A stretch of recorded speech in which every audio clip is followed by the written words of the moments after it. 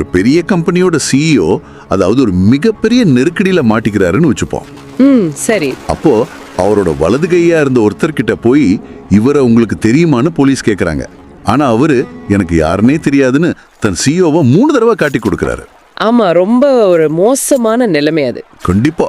இப்ப நீங்க சொல்லுங்க, அந்த சிஇஓ திரும்பவும் பவருக்கு வந்ததும் தன்னை தனியா தவிக்க விட்ட அந்த நபரை மறுபடியும் அதே கம்பெனியோட தலைவரா நியமிப்பாரா?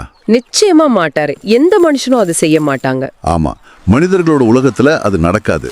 ஆனா வரலாற்றுல மிக சரியா இதுதான் நடந்தது. அதுவும் உலகையே மாத்தின ஒரு மாபெரும் இயக்கத்துல.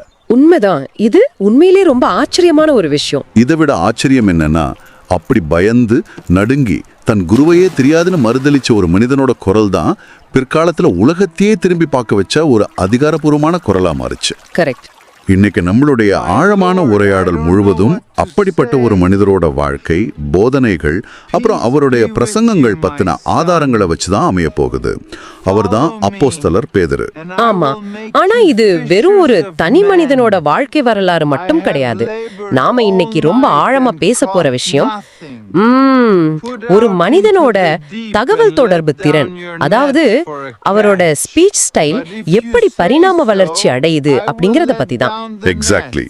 ஒரு சாதாரண மீனவனோட ரொம்ப தயக்கமான எதையும் முன் யோசனை இல்லாம பேசுற ஒரு உணர்ச்சி வசப்படுற குரல் எப்படி லட்சக்கணக்கான மக்களை ஈர்க்கும் ஒரு மாபெரும் தலைவனோட குரலா மாறுச்சு அப்படிங்கிறது ரொம்ப திகைப்பூட்டுற ஒரு பயணம். அதான் இது ஒரு மிகச்சிறந்த உளவியல் ரீதியான பரிணாமம்னு சொல்லலாம்.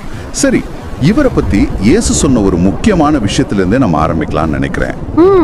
சொல்லுங்க. இவரை பார்த்த உடனே நீ பாறை அப்படின்னு இயேசு சொல்றாரு. எனக்கு இது எப்போதுமே ஒரு பெரிய ஆச்சரியத்தை தரும். ஏன்னா பாறைங்கிறது ரொம்ப உறுதியானது, அசையாதது இல்லையா? கண்டிப்பா. ஆனா நம்ம கிட்ட இருக்கிற ஆதாரங்கள்ல பாக்குற ஆரம்பகால பேதுரு அப்படிப்பட்டவரே கிடையாது. அவர் அலைகளை போல ரொம்ப உணர்ச்சி வசப்படக்கூடிய ஒருத்தரா தான் இருந்தாரு. ஆமா, எந்த நிலைத்தன்மையும் ஆரம்பத்துல அவருக்கு இல்ல. அப்படிப்பட்ட ஒரு சாதாரண மனுஷனை பார்த்து ஏன் அப்படி சொல்லணும்? இந்த முழு உரையாடல்லையும் பேதுருவோட பேச்சு பாணி, அவர் எப்படி தகவல்களை பரிமாறினாருங்கிறது எப்படி படிப்படியா மாறுச்சுன்னு தான் நம்ம பார்க்க போறோம். நிச்சயமா பார்க்கலாம். முதல்ல இவருடைய பின்னணியை பார்த்துருவோம். இவருடைய இயற்பெயர் சீமோன். கலிலேயாவில் இருக்கிற பெத்சைதா தான் இவருடைய சொந்த ஊர். தொழில் என்னன்னு பாத்தீங்கன்னா அவர் ஒரு சாதாரண மீனவர். ஆமா, மீன் பிடிக்கிற சாதாரண தொழில். இவருடைய சகோதரர் அந்திரியா மூலமா தான் இவர் முதல்ல இயேசுவை சந்திக்கிறாரு. அப்போ இவருக்கு சுமார் 20-30 வயது இருக்கலாம்னு வரலாற்று அறிஞர்கள் கணிக்கிறாங்க. அது மட்டும் இல்ல, அவரு திருமணமானவர் அப்படிங்கிறதுக்கும் நம்ம கிட்ட தெளிவான ஆதாரங்கள் இருக்கு. ஓ ஆமா, அந்த மாமையார் குணமாக்கப்பட்ட நிகழ்வு குறிப்புகள்ல தெளிவா இருக்கு இல்லையா? கரெக்ட். அவர் இயேசுவை சந்திச்ச உடனே இயேசு இவருக்கு பேதுருன்னு புதுசா ஒரு பேர் வைக்கிறாரு. அப்புறம் அவரு ஒரு முழு நேர சீடரா அழைக்கப்படுறாரு. இந்த ஆரம்ப காலகட்டத்துல அவருடைய குணாதிசயங்களை நம்ம கொஞ்சம் கூர்ந்து கவனிக்கணும். ஆமா, அவர் ரொம்ப வெளிப்படையானவர்னு குறிப்புகள் சொல்லுது. எக்ஸாக்ட்லி. மனசுக்குள்ள என்ன தோணுதோ அது அப்படியே எந்த ஒரு ஃபில்டரும் இல்லாம வெளியே கொட்டிடுவாரு. அந்த இயல்பு தான் அவருடைய ஆரம்ப கால பேச்சு பாணியோட மிகப்பெரிய பலவீனமா இருந்தது. ஆனா ஒரு விதத்துல அது பலமும் கூடன்னு சொல்லலாம் இல்லையா? ஆமா, ஒரு விதத்துல அது அவரோட வெளிப்படைத்தன்மையா காட்டுது. இதை நாம எப்படி புரிஞ்சுக்கலாம்னா, நாம எல்லாருமே பல நேரங்கள்ல வாட்ஸ்ஆப்ல ஒரு மெசேஜை டைப் பண்ணிட்டு அதோட பின்விளைவை சற்றும் யோசிக்காம உடனே சென்ட் பண்ணிடுவோம்ல. கண்டிப்பா நிறைய பேருக்கு இந்த அனுபவம் இருக்கும். அதன் பிறகு ஐயோ இது அனுப்பியிருக்க கூடாதோன்னு நம்ம பதறுவோம். ஆரம்பகால பேதுருவோட பேச்சு பாணியும் கிட்டத்தட்ட இப்படிதான் இருந்தது. ரொம்ப சரியான ஒப்பீடு. ஒரு முறை கடல்ல ஒரு பெரிய புயல் வந்தப்போ ஆமா, இயேசு தண்ணில நடக்கிறத அவர் பாக்குறாரு. பார்த்த உடனே உற்சாகமாயி நானும் தண்ணில நடந்து வரேன்னு எந்த முன் யோசனையும் இல்லாம தண்ணில இறங்கிடுறாரு. ஆரம்பத்துல நடக்கிறாரு, ஆனா சற்று தூரம் போனதும் அலைகளை பார்த்து பயந்து மூழ்க ஆரம்பிக்கிறாரு. அதே போல இன்னொரு சந்தர்ப்பத்துல நீர் ஜீவனுள்ள தேவனுடைய குமாரன் அப்படின்னு எந்த தயக்கமும் இல்லாம ரொம்ப தைரியமா அறிக்கை செய்யறாரு. அதாவது எடுத்தேன் கவிழ்த்தேன்னு ஒரு பேச்சு பாணி, ரொம்ப இம்பல்சிவ். ஆமா, இந்த 2 சம்பவங்கள்லயும் ஒரு முக்கியமான ஒற்றுமை இருக்கு. அவரோட பேச்சு சூழ்நிலைக்கு ஏற்ப உடனடியாக ரியாக்ட் பண்ற மாதிரி இருக்கு. ரொம்ப ரியாக்டிவான ஒரு குணம்னு சொல்லலாம். எக்ஸாக்ட்லி. தண்ணீர்ல நடக்கிற சம்பவத்துல அவருக்குள்ள ஒரு அதீத உற்சாகம் இருக்கு. விசுவாசம் இருந்தா அற்புதம் நடக்கும் நம்புறாரு. அதனாலதான் அவரால உடனடியாக தண்ணீர்ல ஓரடி எடுத்து வைக்க முடிஞ்சது. ஆனா அந்த விசுவாசத்துக்கு ஒரு உறுதியான அடித்தளம் இல்ல. உண்மைதான். அலைகளை பார்த்த உடனே, அந்த யதார்த்தம் உரைச்ச உடனே பயம் வந்து மூழ்கிடுறாரு. அப்படி என்றால் அவருடைய ஆரம்பகால வார்த்தைகள் எல்லாமே வெறும் தற்காலிக உணர்ச்சிகளோட அடிப்படையில மட்டுமே வெளிவந்துச்சுன்னு சொல்றீங்களா? 100% உண்மை. இது தகவல் தொடர்பு உளவியல்ல ரொம்ப முக்கியமான ஒரு கட்டம். எப்படி சொல்றீங்க?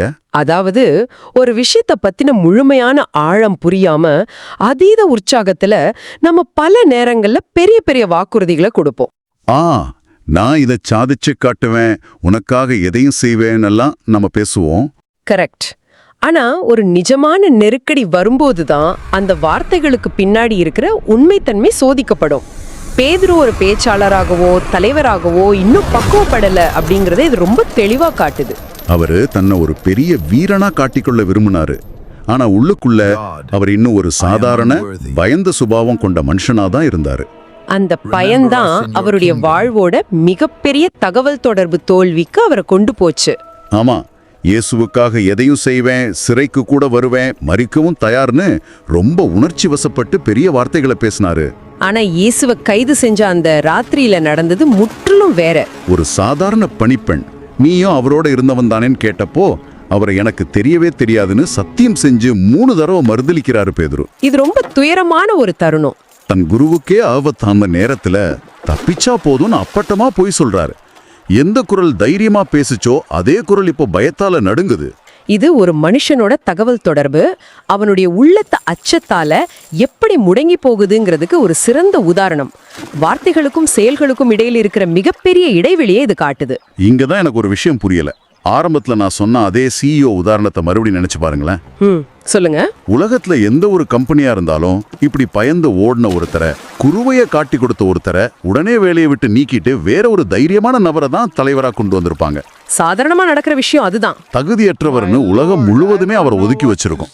ஆனா இவ்வளோ பெரிய ஒரு உலகளாவிய இயக்கத்துக்கு இயேசு ஏன் மீண்டும் பேதுருவையே தலைவரா தேர்ந்தெடுக்கணும்? ரொம்ப முக்கியமான கேள்வி இது. ஆனா இங்க நாம மனித உளவியலோட ஒரு ஆழமான பக்கத்தை பார்க்கணும். உளவியல் ரீதியான காரணமா? ஆமா, பேதுருவோட கதை அந்த வீழ்ச்சியோட முடிஞ்சிடல. உயிர்த்தெழுந்த பிறகு இயேசு மீண்டும் பேதுருவை சந்திக்கிற அந்த நிகழ்வு ஒரு மகத்தான திருப்பு முனை. ஆமா, கடற்கரையில நடக்கிற அந்த சந்திப்பு. எக்ஸாக்ட்லி. இயேசு அவரை தண்டிப்பதற்கு பதிலா நீ என் நாடுகளை மேய்ப்பாயாக அப்படின்னு அவருக்கு மீண்டும் அதே பொறுப்பை கொடுக்கிறாரு. இது ரொம்ப பெரிய விஷயம். இத நாம பேதுருவோட மனநிலையில இருந்து பார்க்கணும். தான் செஞ்ச மாபெரும் துரோகத்துக்கு பிறகும் தான் முழுமையா மன்னிக்கப்பட்டுட்டோம் அப்படிங்கிற உணர்வு ஒரு மனுஷனுக்குள்ள மிகப்பெரிய உளவியல் மாற்றத்தை ஏற்படுத்தும். அப்படி என்றால் அந்த முழுமையான மன்னிப்பு தான் அவருடைய தயக்கத்தை உடைச்சதா? முற்று முழுதாக. ஒருத்தன் வாழ்க்கையோட அதல பாதாளத்துக்கு சென்று மிகப்பெரிய தோல்வியை சந்திச்சு அதன் பின் மன்னிக்கப்படும் போது அவனுக்கு இனி இழப்பதற்கு ஒண்ணுமே இல்லை அப்படிங்கிற ஒரு நிலைமை வரும். ஆமா, அந்த ஃபியர் ஆஃப் ஜட்ஜ்மெண்ட்னு சொல்லுவாங்களே, அது போயிடும். கரெக்ட். மத்தவங்க தன்னை தீர்ப்பிடுவாங்க அப்படிங்கிற பயம் அவன்கிட்ட இருந்து முற்றிலும் அகன்றுவிடும். ஏன்னா அவனை படைத்தவரே அவனை ஏத்துக்கிட்டாரு. அது ஒரு மிகப்பெரிய சுதந்திரத்தை கொடுக்கும் இல்லையா? நிச்சயமா. மேலும் இந்த தோல்வி பேதுருவுக்கு ஒரு மிகப்பெரிய பரிசு கொடுத்துச்சு. அதுதான் பச்சாதாபம், அதாவது எம்பத்தி. மத்தவங்கள புரிஞ்சுக்கிற தன்மை. ஆமா. இனிமேல் அவரு கூட்டத்தை பார்த்து பேசும்போது ஒரு மேதாவிய போலவோ எந்த தவறுமே செய்யாத ஒரு புனிதனை போலவோ பேச மாட்டாரு. ஏன்னா அவருக்கே தன்னோட பலவீனம் என்னன்னு நல்லா தெரியும். எக்ஸாக்ட்லி. தவறு செஞ்ச மனிதர்களோட வலி என்ன, அவங்களோட பலவீனம் என்னங்கிறது அவருக்கு ரொம்ப நல்லாவே தெரியும். இது உண்மையிலே நாம ஒவ்வொருத்தரும் சிந்திக்க வேண்டிய ஒரு விஷயம் தானே. ஒரு சிறந்த பேச்சாளருக்கு தேவையானது வெறும் நல்ல வார்த்தைகளோ கம்பீரமான குரலோ மட்டும் கிடையாது. ஆமா, அது மட்டும் பத்தாது. மக்களோட பலவீனங்களை தன் சொந்த பலவீனங்கள் மூலமா புரிஞ்சுக்கிற அந்த ஆழமான இரக்க குணம்தான் ஒரு மனுஷனை சிறந்த பேச்சாளரா மாத்துது. ரொம்ப சரியா சொன்னீங்க. தோல்வியோட வலி தெரிஞ்ச ஒருத்தரால தான் வீழ்ந்து கிடக்கிறவனை பார்த்து நம்பிக்கையோட கை தூக்கி விட முடியும். அந்த மறுதலிப்புங்கிற தோல்வி இல்லை என்றால் பேதுருவால ஒருபோதும் மத்தவங்களோட பாவங்களையும் பலவீனங்களையும் இவ்வளவு ஆழமா புரிஞ்சிருக்க முடியாது. அதனாலதான் அந்த தோல்வி அவருடைய தகவல் தொடர்பு பரிணாம வளர்ச்சியில மிக முக்கியமான அத்தியாயம்னு நம்ம சொல்றோம். சரி, இந்த முதிர்ச்சி அடைந்த பிறகு அவருடைய முதல் மிகப்பெரிய பிரசங்கம் எப்படி இருந்தது அப்படிங்கறத நம்ம கண்டிப்பா பார்க்கணும். பெந்தெகோஸ்து நாள்ல நடந்த அந்த பிரசங்கம். ஆமா, பரிசுத்த ஆவியானவர் இறங்கின அந்த நாள். எனக்கு இதை நினைச்சாலே ரொம்ப ஆச்சரியமா இருக்கு. எருசலேம் நகரம் அப்போ ஒரு எரிமலை போல கொதிச்சுக்கிட்டு இருந்தது. இயேசுவை சிலுவையில அறையச் சொன்ன அதே மக்கள் கூட்டமும் அதிகாரிகளும் அங்கே இருந்தாங்க. ஒரு ரொம்ப டென்ஷனான சூழ்நிலை அது. அப்படிப்பட்ட ஒரு நெருக்கடியான ஆபத்தான அரசியல் மற்றும் சமூக சூழ்நிலையில வெளியே வந்து பேசுறது அப்படிங்கிறது கிட்டத்தட்ட மரணத்தை நாடி செல்வதற்கு சமம் இல்லையா? அந்த ஆபத்தோட தீவிரம் உங்களுக்கு நல்லாவே புரியுது. அது வரைக்கும் யூதர்களுக்கு பயந்து கதவை மூடிக்கிட்டு ரகசியமா ஒளிஞ்சிருந்த சீடர்கள் அவங்க. ஆமா, உயிரை காப்பாத்திக்கணும்னு ஒழிஞ்சிருந்தாங்க. அப்படிப்பட்ட நிலையில பேதுரு திடீர்னு வெளியே வந்து தைரியமா பேசுறாரு. இது சாதாரண தைரியம் கிடையாது. உள்ள இருந்து பீறிட்டு வர்ற ஒரு மாபெரும் உறுதி. இன்றைய காலகட்டத்துல நாம இதை யோசிச்சு பார்த்தோன்னு வைங்களேன், எந்த அல்காரிதமும் இல்லாம, இன்டர்நெட் இல்லாம ஒரே நாள்ல ஒரு விஷயம் உலக அளவுல வைரலானா எப்படி இருக்குமோ அப்படித்தான் இதுவும் நடந்திருக்கு. ஹஹா, ரொம்ப சரியான ஒப்பீடு. ஒரு வைரல் ஸ்பீச் அது. ஒரு மனுஷன் கையில எந்த மைக்ரோஃபோனும் இல்லாம, எந்த சமூக வலைதளங்களோட உதவியும் இல்லாம, வெறும் தன் குரலை மட்டும் வச்சுக்கிட்டு ஒரே நாள்ல 3000 பேரோட மனசை மாத்தி அவங்கள இரட்சிப்பிற்குள் கொண்டு வந்திருக்கிறாரு. ஆமா, 3000 பேருங்கிறது சாதாரண நம்பர் கிடையாது. இது எப்படி சாத்தியம்? அந்த பேச்சுல அப்படி என்ன ஒரு காந்த சக்தி இருந்தது? அந்த பிரசங்கத்தோட கட்டமைப்பையும் அவர் தேர்ந்தெடுத்த வார்த்தைகளையும் நாம கொஞ்சம் ஆழமா பகுப்பாய்வு செய்யணும். சொல்லுங்க. அந்த பேச்சுல எந்த குழப்பமும் இல்ல, வளைத்து நெளித்து பேசுற தன்மையே இல்ல. ரொம்ப நேரடியான அப்பட்டமான ஒரு அழைப்பு இருந்தது. பாயிண்ட்டுக்கு நேரா வந்துட்டாரு. ஆமா, அவருடைய முந்தைய பேச்சுகள்ல இருந்த அந்த பதற்றமும் தன் பக்கம் கவனத்தை ஈர்க்கிற சுயநலமும் இப்போ அங்க இல்ல. அவருடைய போதனையோட முக்கிய கருத்துக்களை கவனிச்சா அது 4 தெளிவான தூண்கள்ல நிக்குது. அந்த 4 தூண்கள் என்னென்ன? 1, மனந்திரும்புங்கள். 2, இயேசுவை நம்புங்கள். 3, பாவ மன்னிப்பும் ரட்சிப்பும் உங்களுக்கு கிடைக்கும். 4, ஒரு பரிசுத்த வாழ்க்கை வாழுங்கள். ரொம்ப கிளியரான ஒரு ஸ்ட்ரக்சர். எக்ஸாக்ட்லி. ஒரு சிறந்த பேச்சாளர் கேட்கறவங்களுக்கு என்ன செய்யணும் அப்படிங்கிற தெளிவான பாதையை காட்டுவாரு. அதைத்தான் பேதுரு செஞ்சாரு. ஆனா இது கேட்கறதுக்கு ரொம்ப எளிமையான செய்திகளா தெரியுது. இதுல எப்படி இவ்ளோ பெரிய தாக்கம் உருவாகும்? வார்த்தைகள் எளிமையானவை தான். ஆனா அதை எந்த அதிகாரத்தோட எந்த உணர்வோட அவர் முன்வைக்கிறாரு அப்படிங்கறதா அந்த பேச்சோட ஆத்மா. ஓ, அந்த டெலிவரி. ஆமா, இதுவே சில நாட்களுக்கு முன்னாடி ஒரு சாதாரண பணிப்பெண் கேட்ட கேள்விக்கு கூட பயந்து ஓடுன அதே பேதுரு தான். உண்மைதான். ஆனா இப்போ இயேசுவை சிலுவையில அறைஞ்ச அதே அதிகார வர்க்கத்தின் முன் நின்னு, நீங்கள் அவரை சிலுவையில் அறைந்தீர்கள், ஆனால் தேவன் அவரை உயிரோடு எழுப்பினார் அப்படின்னு எந்த பயமும் இல்லாம நேரடியாக குற்றம் சாட்டுறாரு. இது பெரிய தைரியம். இதுதான் உண்மையான அதிகாரம் அப்படின்னு நாம சொல்றோம். நீங்க சொல்றத பார்க்கும்போது ஒருத்தனுடைய பயம் முற்றிலும் நீங்கி அவனுக்குள்ள தெளிவு பிறக்கும்போது அவனுடைய வார்த்தைகள் அக்னியா மாறுது அப்படிங்கிறது தெளிவா புரியுது. நிச்சயமா. அவர் துன்பத்துல நிலைத்திருக்கணும் அப்படிங்கிற கருத்தை வெறும் புத்தகத்திலேயோ தத்துவமாகவோ படிக்கல, தன் சொந்த வாழ்வுல அவர் வீழ்ந்து எழுந்த அனுபவத்திலிருந்து பேசுறாரு. கரெக்ட். அவருடைய வார்த்தைகள்ல இருந்த அந்த உண்மைத்தன்மை தான் அந்த பிரசங்கத்தை மக்களுடைய இதயத்துக்குள்ள ஊடுருவ செஞ்சிருக்கு. ரொம்ப சரியா சொன்னீங்க. உண்மையான அனுபவத்திலிருந்து வர்ற வார்த்தைகளுக்கு என்றுமே மிகப்பெரிய சக்தி உண்டு. ஆனா தகவல் தொடர்பு அல்லது பேச்சு பாணி அப்படிங்கிறது வெறும் வார்த்தைகளோட முடிஞ்சிடுறது இல்லையே. எனக்கு ரொம்ப பிடிச்ச பகுதியே இதுதான். ஆமா, அடுத்த கட்டத்துக்கு போகணும். ஒரு சிறந்த பேச்சாளர் வார்த்தைகளால மட்டும் இல்லாம தன் செயல்களாலும் பேசுவார் இல்லையா? பேதுரு வெறும் ஒரு மேடை பேச்சாளரா மட்டும் நின்னுடல. அவருடைய செயல்கள் அவர் பேசின வார்த்தைகளை விட சத்தமா பேசிச்சு. இத நம்ம செயல்களின் மொழின்னு சொல்லலாம். Action as communication. ரொம்ப ஆழமான வார்த்தை. வெறும் வார்த்தைகள் ஒரு கூட்டத்தை ஈர்க்கலாம், ஆனா செயல்கள் தான் ஒரு தலைவன் மீதான நம்பிக்கையை உறுதிப்படுத்துது. அவர் எதை மேடையில பேசினாரோ அதை தன் வாழ்க்கையில வாழ்ந்து காட்டினாரு. நம்ம கிட்ட இருக்கிற குறிப்புகள்ல அவர் செஞ்ச பல அற்புதங்கள் பதியப்பட்டிருக்கு. தேவாலயத்தோட வாசல்ல பிறவியிலே நடக்க முடியாத ஒருவரை அவர் குணமாக்குறாரு. ஆமா, தாபிதா என்ற பெண்ணை உயிரோடு எழுப்புறாரு. அப்புறம் அவர் சிறையில இருக்கும்போது ஒரு தேவதூதன் மூலமா சிறையில இருந்து விடுதலையாகிறாரு. இது எல்லாமே ரொம்ப பிரம்மாண்டமான செயல்கள். கண்டிப்பா. ஆனா இது எல்லாத்தையும் விட என்னை பிரமிக்க வச்ச ஒரு விஷயம் இருக்கு. வார்த்தைகளை தாண்டிய தகவல் தொடர்பு அப்படிங்கிறதுக்கு இதை விட ஒரு சிறந்த உதாரணம் உலகத்துல இருக்க முடியாதுன்னு நான் நினைக்கிறேன். நீங்க அந்த நிழல் மூலமா நடந்த அற்புதத்தை சொல்றீங்க இல்லையா? எக்ஸாக்ட்லி. பேதுருவோட நிழல் பட்டாலே மக்கள் குணமடைஞ்சாங்க. ஆமா, அந்த நிகழ்வு ஒரு மனிதனுடைய தாக்கத்தோட உச்சக்கட்டத்தை காட்டுது. அவர் தன் கைகளை நீட்டி ஜெபிக்க கூட தேவையில்லை. அவர் வாயை திறந்து ஒரு வார்த்தை பேசவும் தேவையில்லை. அவர் ஒரு தெருவுல நடந்து போறாரு. அவருடைய நிழல் அந்த நோயாளிகள் மேல் விழுகுது. அவங்க குணமடைறாங்க. ஒரு மிரக்கல் கம்யூனிகேஷன் அது. ஒரு மனிதனுடைய இருப்பு, அதாவது அவனுடைய பிரசன்ஸ், அவனுடைய நிழல் மட்டுமே மக்கள் மத்தியில இவ்ளோ பெரிய மாற்றத்தை ஏற்படுத்துதுன்னா, நிழல் கூட எப்படி இவ்ளோ சக்தி வாய்ந்த ஒரு தகவல் தொடர்பு கருவியா மாற முடியும்? இது உளவியல் ரீதியாகவும் ஆன்மீக ரீதியாகவும் ரொம்ப முக்கியமான ஒரு புள்ளி. எப்படி சொல்றீங்க? ஒரு மனுஷனோட வார்த்தைகளுக்கும் அவனுடைய செயல்களுக்கும் இடையில எந்தவித இடைவெளியும் இல்லாம 100% உண்மைத்தன்மை இருக்கும்போது அவனுடைய முழு இருப்புமே ஒரு செய்தியாவே மாறிடுது. ஓ, அதாவது அவங்க லைஃப் ஸ்டைலே ஒரு மெசேஜ் ஆயிடுது. கரெக்ட். தேவன் சாதாரண மனிதர்களையும் அசாதாரணமா பயன்படுத்துவார். உங்களுடைய பயம் மிகப்பெரிய விசுவாசமா மாறலாம் அப்படின்னு அவர் மேடையில கத்து கொடுத்தாரு. ஆமா, அந்த வாழ்க்கை பாடங்கள் வெறும் மேடை பேச்சுகளா மட்டும் இருந்திருந்தா அது காத்துல கரைஞ்சிருக்கும். ஆனா அந்த நிழலின் மூலமா குணம் கிடைக்கும் போது மக்கள் பேதுருவ ஒரு மாயாஜாலக்காரனா பார்க்கல. பின்ன எப்படி பார்த்தாங்க? பலவீனமான ஒரு சாதாரண மனுஷனுக்குள்ள தேவன் கொடுத்த அந்த அசாதாரணமான விசுவாசத்தோட வெளிப்பாடாவே அதை பார்த்தாங்க. ரொம்ப அருமையா சொன்னீங்க. பயந்து கடல்ல மூழ்கின அதே மனுஷன்தான் இப்போ உறுதியான பாடையா நிக்கிறான். அவனுடைய ஒவ்வொரு அற்புதம் நடக்கும் போதும் அது அவனுடைய பிரசங்க வார்த்தைகளுக்கு நிரூபணமா அமைஞ்சது.